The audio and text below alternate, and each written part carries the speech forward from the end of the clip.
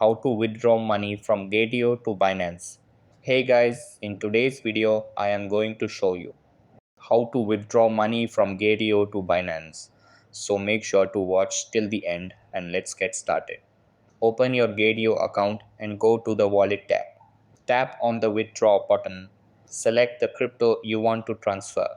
For this example, let's pick USDT. Choose the withdrawal method.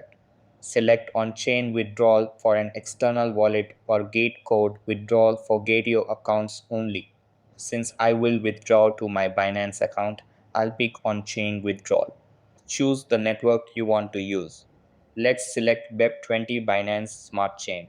Now go to your Binance account. Under the Home tab, tap the Deposit button. Select Deposit Crypto.